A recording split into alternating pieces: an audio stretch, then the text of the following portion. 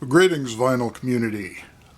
We had the record swap this past weekend at the University of San Francisco, so I'm here to show off my scores. I was lucky to even find out about the swap this time. It hasn't been long since the previous one. It's only 2 months since the one we just had in February. Usually there's a longer interval in between, so it hadn't been on my radar. But I saw it mentioned on Facebook, and that worked out well for me because I got to go to the swap, and the person who posted the notice on Facebook, well, I spent $80 at his table, so it worked out well for him as well. The day before before I get started, this is for Steve Carlson. That is Robin Hitchcock's art for Madonna of the Wasps, and this is a t-shirt from his 1989 concert tour. The day before the swap, I went to the local vinyl Emporium, Vinyl Solution, and picked up soundtrack from Jubilee, the Derek Jarman film, Certificate X, proudly emblazoned on the front cover. And there's some stills from the film, some of them a little naughty. And this features some punky folks. You can read on there Adam and the Ants, Wayne County, Chelsea, and so on. There are a couple of British patriotic songs credited to Susie Pins, and 2 tracks by Brian Eno, Slow Water and Dover Beach. Slow Water being a Fripp and Eno track. It is a duet between Brian Eno and Robert Fripp, so that's very cool. Also picked up the 3rd album from The Tubes, and this is the album where they went a little bit more straight. It's not as satirical, not as zany as the previous 2 albums. There's no white punks on dope and no Don't Touch Me There. But it does include their really, really nice cover of Captain Beefheart's My Head Is My Only House Unless It Rains, and also includes what's said to be an uncredited contribution by Captain Beefheart himself on saxophone on a different track. So, not really their greatest, but nice stuff. So, moving on to the swap itself, this was a very inexpensive find and a beautiful, beautiful copy. It was still in the shrink with a store sticker, so it's not even a cutout copy. I think my copy from back in the day was a cutout. And it cost me $5 for a beautiful copy of Eric Burdon and the Animals, The Twain Shall Meet. This is an album that I thought I already had in my collection, and when I went looking for it a while back, discovered, I don't have that one. I really need this. This is a classic. This is the one with Monterey and Sky Pilot on it. Love Sky Pilot. Funny thing about that song is that there's an obvious verbal blunder where Eric Burdon just trips over his own tongue, and when he means to sing, but he'll stay behind and he'll meditate, he clearly sings, but he's stale behind. But, who cares? We're not going to be perfect in those days. They didn't have to get every little detail right. So I guess the passion of the performance trumped any little accuracy in diction. And another one that is a very well-known album by this up-and-coming band from Liverpool called the Beatles with an A. Obviously, I already had a copy of Abbey Road, but it's a reissue, and I'd been wanting an original. I don't like the reissue at all, modern reissue. I thought it was very bad pressing. And this one is much nicer to have. I've been holding out for, I've been looking for this for years, but I've been holding out for a copy that was really clean and not too pricey, and this one fit the bill. And it is a true first pressing, identifiable by Her Majesty not being listed either on the label or the cover. And it's just a really nice copy, and as I say, not too pricey. So very glad to have that. Little bit of surface noise, noticeable mainly on Sun King, which I guess is the quietest thing on the album, but not bad at all. Moog Groove. This is the first of two of these Moog exploitation albums I picked up on Sunday, and this is part of that fad that they had around 1969-70. This one's from 1969, where they took the big pop hits of the day and arranged them for Moog and just stuck it. In this case, it's just a Moog fronting a standard conventional rhythm section, but the artist is credited as the Electronic Concept Orchestra, which boils down to the jazz keyboardist Eddie Higgins, who's the main guy on this, and the music director Robin McBride. Eddie Higgins doesn't just play Moog, he plays a whole host of keyboards on this, and as I say, there's a standard band behind him, so it's not a true Moog album, it's not a switched-on Bach kind of trip, but it's got, it's fun to hear these kitschy arrangements of Aquarius, Oh Happy Day, Hey Jude, Both Sides Now, Grazing in the Grass, Feeling All Right, Penny Lane, so a little older than the 69 hit parade there, Atlantis. That's a really strange choice for an instrumental treatment since it's, so much spoken word in the original. Rock Me, which is the Steppenwolf song, and finally, Windmills of Your Mind.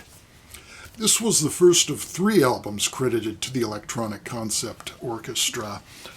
They did another one that was love songs, and it had a romance theme, all love songs and a sexy cover. And then the third was Cinemoog, so it was all film score, or not film score, but film themes. And then of similar vintage, there is this album by Mort Garson, Electronic Hairpieces. As the title suggests, this is a collection of songs from the musical Hair, given the all Moog treatment. So this is a true Moog album. And it kicks off with the very same song that started the Electronic Concept Orchestra album, Aquarius. And it is fun to hear the vastly different approaches that they took when giving Aquarius the Moog treatment. But this has some of the obvious songs, Good Morning Starshine, which sounds very silly, Hair itself, Easy to Be Hard, Let the Sunshine In. It ends with Let the Sunshine In. And Walking in Space, which is a good one to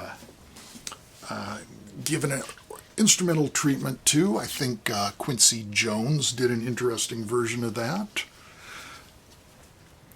Something completely different, Nina Hagen, Nunsex Monk Rock.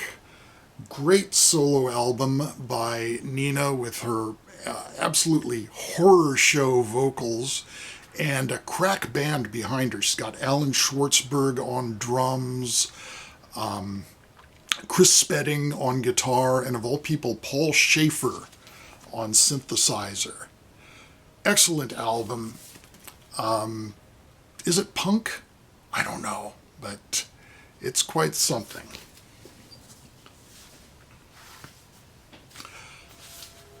John Mayall, Back to the Roots, an album from, 1970, I think? Thereabouts. An album where he went back and played with a lot of folks that he had played with in the past, including Eric Clapton, he's got Sugarcane Harris, Harvey Mandel, Johnny Almond, Larry Taylor, Keith Hartley. I think Mick Taylor is on here.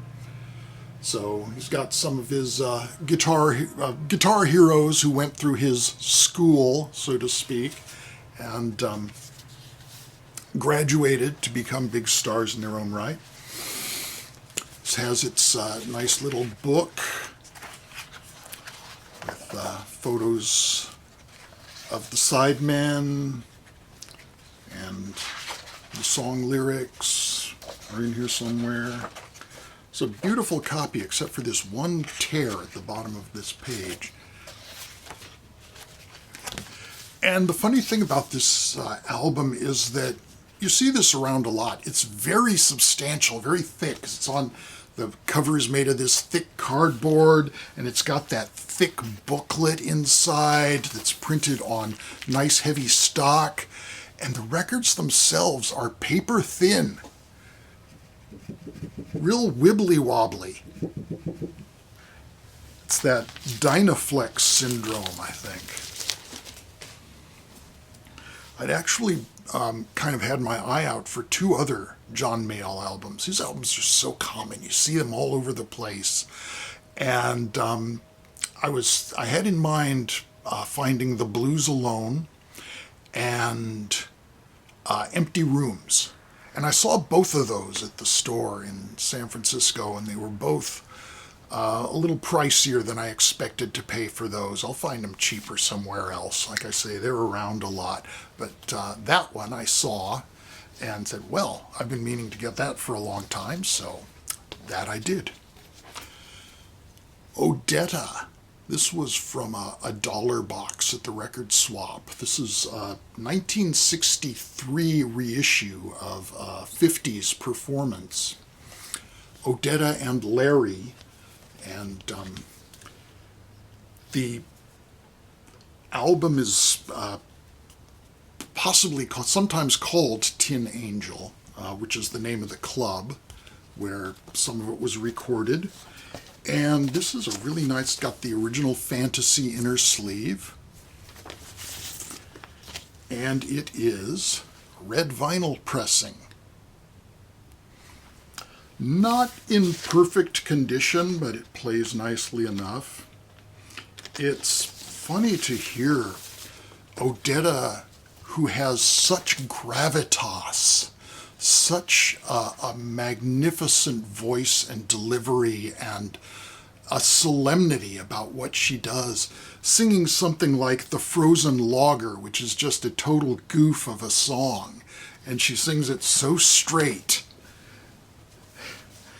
It's hard to imagine that anybody could sing about stirring coffee with your thumb in such a dignified manner. Prog rock from France, classic 70s prog by Pulsar and their album Pollen. This is a very spacey kind of album, rather pastoral actually. I think it can be compared a bit to Camel. There's a lot of flute on here, so you've got prog rock with flute that sounds absolutely nothing whatsoever like Jethro Tull. I would compare it a bit to Camel and quite a lot to post-Syd Barrett Pink Floyd. Got kind of that Saucer Full of Secrets, more kind of vibe to it, a little Adam Hart Mother maybe. Classic stuff from them, and more European prog rock from Poland, SBB and Welcome. If you're into prog, and who isn't? I mean, this especially Mazzy. You know, Mazzy, he jokes, but you know, I know for a fact that Mazzy has a shrine to Bill Bruford, and it's like right inside his front door, so it's the first thing he sees when he gets home. So if you're a prog lover, this is prog heaven. Wonderful keyboard-fronted trio. They've got a bunch of albums, and this is, you know, they started out as something quite different from this because SBB stands for Silesian Blues Band. Silesia being the part of the district of Poland that they are from. But this has, I can't really read all this huge list of instruments that the main man, I can't even pronounce the main man's name, Josef Schrek, but it's all in Polish, which I can't read or pronounce, so let's just pass by and say it's a great album. Still more European prog, Tai Fung Windows. Now, Tai Fung may not sound like a French band name, and if you think that you are correct, it is a Vietnamese band name. The band is fronted by two Vietnamese brothers, but still a French-based band. And this is their album Windows, and it's got some kind of slightly squealy vocals, maybe a little bit of rush to the vocalism, but very good stuff nonetheless. Moving on to the world of jazz, here is Gato Barbieri and Latin America, well, Chapter 1, Latin America. There's a Chapter 2 as well. This is on Impulse, and it has the cat performing with various local musicians in Buenos Aires and in Rio de Janeiro, performing on traditional instruments. So there are all these odd drums and guitar-like instruments and flutes and horns with names like Anapa, Erke, Siku, Kena, Erkencho, Charango, and you can see some of the various implements of construction being used. And you can see, I guess, Gato waiting at the gun shop. I don't know what's up with that. He does mention being robbed, and that there are some credits that he could not provide, particularly for the composers of the works, because his bag was stolen. So maybe that's why he's at the gun shop. Don Cherry, Actuel number 1. My collection of these BYG Actuel albums is pretty scanty, so this is a nice fill-in. It's a weird pressing because it's not a gatefold. It just has this info from the inner printed on the back. And I did not expect that on an actual BYG French pressing, but that it is. Great stuff with Don Cherry and Ed Blackwell on drums. Just the two of them whipping it out.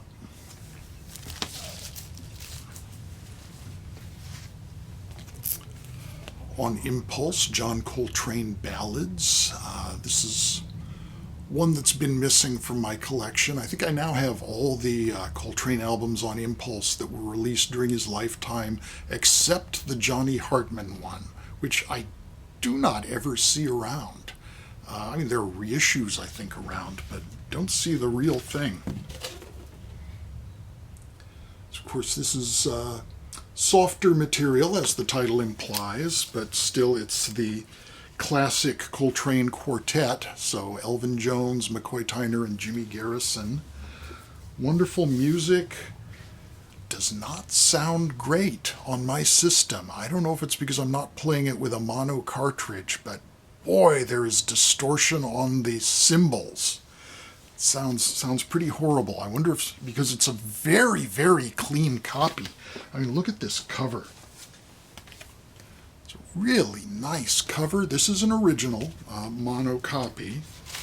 It's on the the orange Impulse label, but boy, whenever Elvin would play a big cymbal build-up, it's hard to listen to. From the same dealer, I got this other Impulse classic, also a mono issue, and it doesn't have that problem. So I don't think that it's my cartridge that is at fault for not tracking that music. I just wonder if maybe there was some needle damage in the grooves, but this Gil Evans Orchestra, Out of the Cool, that's just a stone classic. One that only the other day I thought, oh, that's one I really need to get into my collection, and lo and behold, I found it. I found several copies at the swap. They were all very nice condition-wise, and that one was substantially less pricey than the others, so that's the one that went home with me. Another stone classic that you'd think I'd already have in my collection for years and years, but no, this has been a huge gap. Bitch's Brew. I've got, I don't need to say anything about Bitch's Brew, and this is by no means an original. It's a 360 label, and I would guess it's an early 80s pressing. It does not have any barcode or that awful blue border that they put around the cover in the 80s, but it's still pretty late pressing, I'm sure, notably because it's got these rounded corners on the inner sleeves. I'm not sure when Columbia went to those, but I think it was probably not until the late 70s at least. Still, it sounds great, and the music is unbeatable. Yet another one that, this one I already did have, Steve Reich live electric music, excuse me. This is an original and a demonstration copy from Wallach's Music City. It was from the bargain bin. I have a reissue copy of this, but I did not have an original, so I have to decide whether to keep the original or to keep this one. It is kind of messed up on the back, but who cares? It still sounds really good. Surprisingly, for a demonstration record, it doesn't appear to be abused at all. Probably nobody wanted it demonstrated. Side one of this is Violin Phase, which is a very simple violin phrase that is looped and played back at a marginally slower tempo so that the recordings go in and out of phase with each other. It's a 12-beat theme that just has like a 5 notes, 2 beats rest, and repeating the 5 notes. So very minimal in terms of its melodic content. And the focus is really on what happens when those notes start gradually drifting away and going out of phase with each other and creating new melodies as they interact with themselves. The other side is a tape loop piece based on spoken word from a street preacher, and it's called It's Gonna Rain. And you know it is.